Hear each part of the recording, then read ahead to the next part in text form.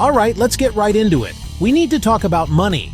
It's a topic that makes a lot of people uncomfortable, but it shouldn't. Think of your financial life like a video game. You start at level 1 with 0 points, and your goal is to level up. Every dollar you save is like an experience point. Every smart investment is a power-up. Getting a handle on your money isn't just about buying a Lambo. Though hey, if that's your goal, go for it. It's about freedom. It's about having the power to say no to a job you hate. It's about not having that sinking feeling in your stomach when an unexpected bill shows up. It's about having options. Living life on your own terms. The truth is, building wealth isn't some secret code that only Wall Street geniuses can crack. It's not about some magic stock pick or a get-rich-quick scheme you saw on a late-night infomercial. Forget all that noise. Real lasting wealth is built brick by brick, habit by habit. The first habit is the most important one, so listen up. This isn't just a tip. It's the bedrock upon which all financial success is built. It's the one change that can single-handedly transform your financial future. So give me your full attention for the next few minutes. It's called Pay Yourself First. Now this sounds simple, and in practice it is. But the concept behind it is a profound shift in how you view your money. Think of it like the safety instructions on an airplane. You must secure your own oxygen mask before helping others. In your financial life, paying yourself first is securing your own oxygen mask. It's ensuring your own financial survival and well-being before you pay anyone else.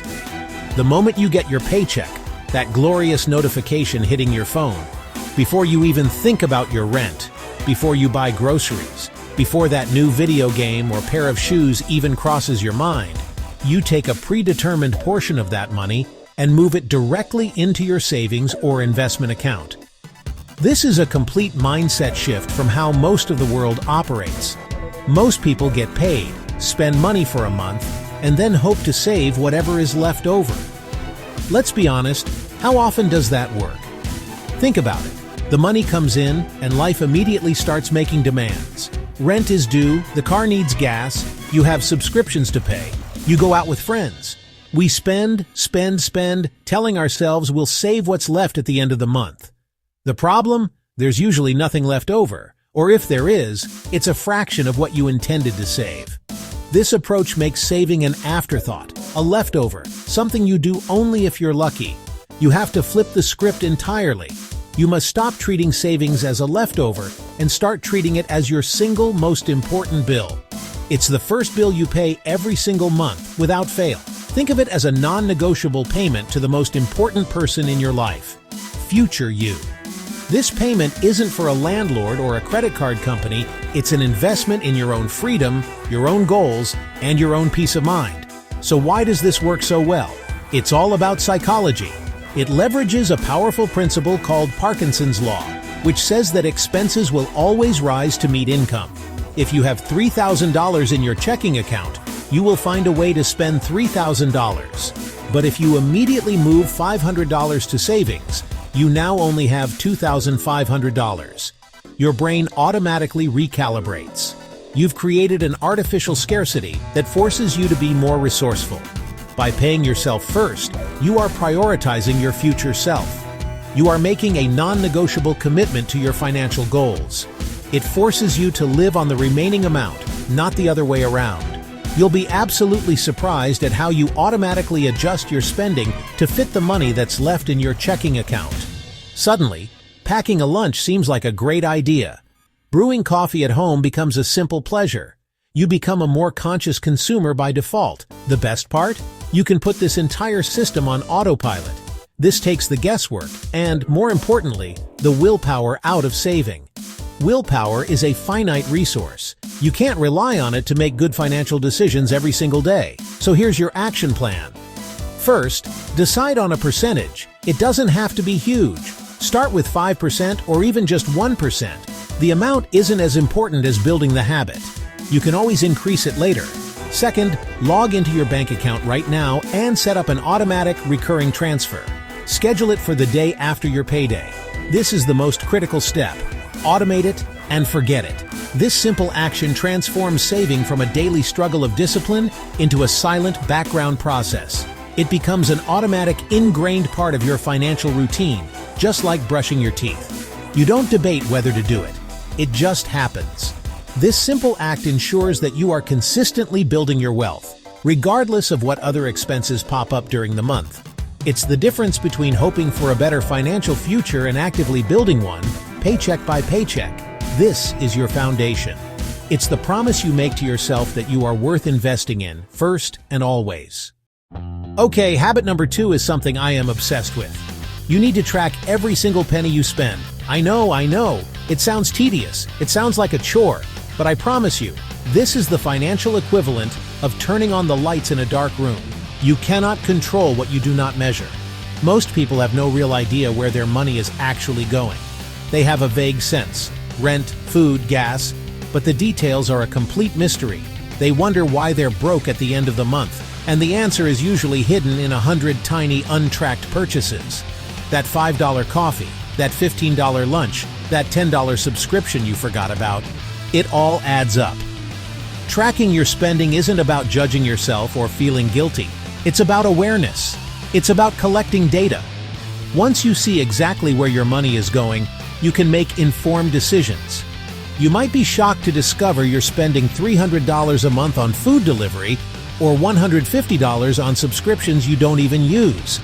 That's not a failure. That's an opportunity. Have you ever felt that sinking feeling in your stomach the day after a big shopping spree? That wave of regret as you look at your bank statement or the brand new gadget that suddenly seems a lot less shiny? That, my friend, is buyer's remorse, and it's a thief of both your money and your peace of mind. But what if I told you there was a simple, powerful habit that could virtually eliminate it from your life? A habit that will save you from so much financial heartache. Let's talk about the 48-hour rule. This is a beautifully simple, yet profoundly effective strategy to curb impulse spending. It acts as a crucial buffer between the emotional urge to buy and the rational decision to spend. It's especially powerful when it comes to bigger, non-essential items. Now, big is relative. For some, it might be anything over $100. For others, it could be $1,000. The key is to define your own threshold, a price point where a purchase deserves a moment of serious consideration. Here's how it works. Whenever you feel that intense, almost irresistible urge to buy something that isn't a basic necessity, like that new 80-inch TV that would make movie nights epic, the latest smartphone with its promises of a better life, or that designer jacket you've seen all over social media.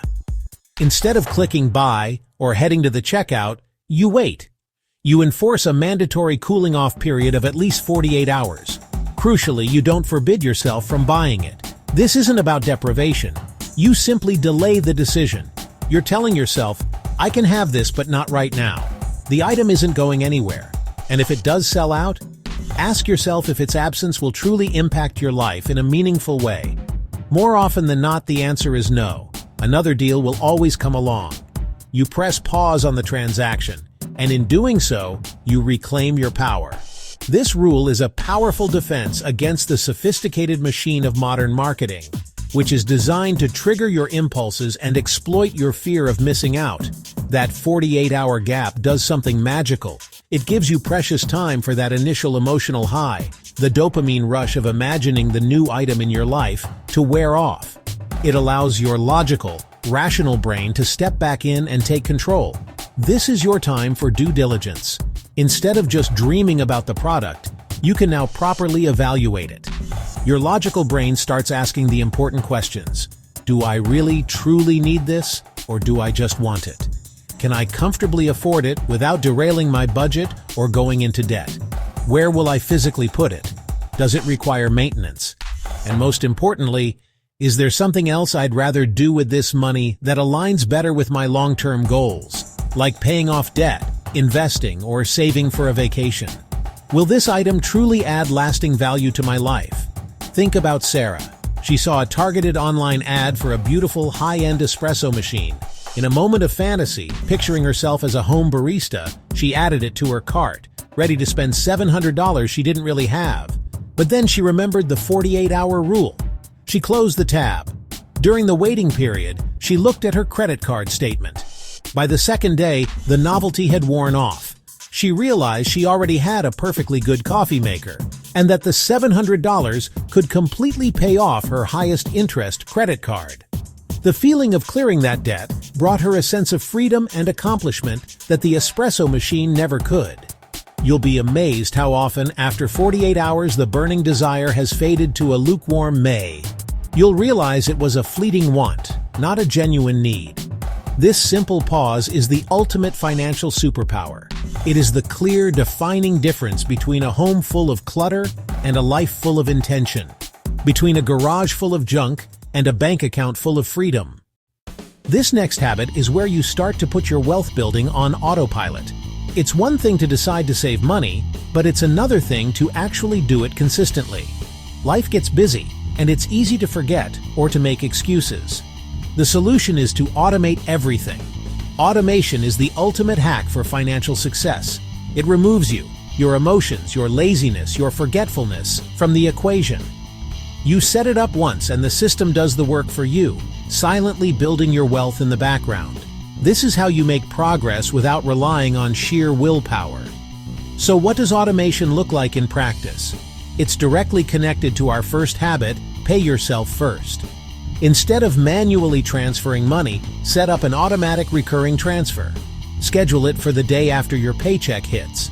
For example, set up an automatic transfer of $200 every other Friday to your high-yield savings account. You can do the same for your investments. Set up an automatic contribution to your Roth IRA or your brokerage account every single month. It could be $50, $100, whatever you can afford. The amount is less important than the consistency. Automating your finances is the closest thing to a financial superpower that exists. All right, let's talk about leveling up your earning potential and fundamentally changing your relationship with money. This isn't just about making more. It's about creating a system that gives you freedom and control over your financial destiny. For decades, we've been taught that the path to security is a stable 9-to-5 job. But in today's economy, relying on that single source of income is like standing on a one-legged stool. It might feel stable for a while, but the ground underneath is constantly shifting. This creates a low-level, constant anxiety. You might hesitate to take a vacation, to speak up in a meeting, or to ask for what you're worth, all because of the underlying fear of losing that one single source of support. It might feel stable for a while, but if that one leg gets kicked out from under you, through a layoff, an illness, or a company downsizing, you come crashing down. And the fall isn't just financial, it's emotional. It's a crisis of confidence and a sudden, terrifying loss of control. Creating multiple income streams is the antidote. It's about transforming that wobbly stool into a solid four-legged table. It's about building a financial fortress, not just a foundation. First, it gives you profound security. This isn't just a safety net, it's genuine peace of mind. It's the ability to sleep soundly at night, knowing that if one income stream dries up, you have others to rely on. It's the power to walk away from a toxic work environment without panicking about your next paycheck. Second, it offers true flexibility. This goes beyond just working from a cafe. It's the flexibility to take a 6-month sabbatical to travel the world, the freedom to downshift your career to spend more time with family, or the agility to pivot into a new industry you're passionate about, all without derailing your financial life. And third, it dramatically accelerates your ability to build wealth. Think about it. With one income, you're filling a bucket with a single faucet. With multiple streams, you have several faucets running at once. This compounding effect allows you to crush debt, invest more aggressively, and reach major financial goals, like buying a home or achieving financial independence, years or even decades ahead of schedule. Now I know what you might be thinking. Multiple income streams? I'm already exhausted. I don't have time to work another 40 hours a week. And that's a valid concern. But this isn't about working yourself to the bone. It's about working smarter, not just harder. The goal is to build a life of freedom, not a prison of endless work. To do this, it's crucial to understand the two main types of income streams. First, there's active income. This is the most straightforward. You trade your time and skills directly for money. It's what most of us are used to. Examples could be freelancing in your area of expertise like web development or marketing consulting.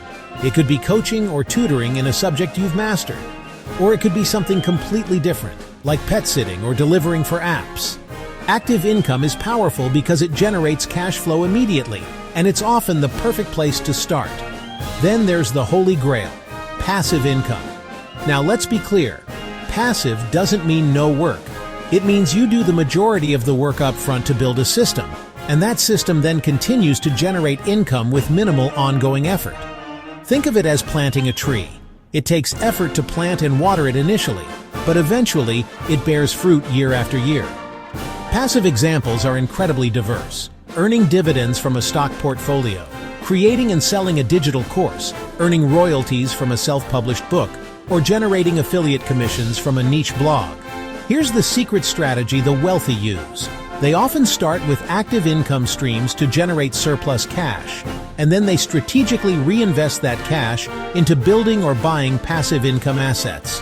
You use your time to make money, then you use that money to build systems that make money for you while you sleep.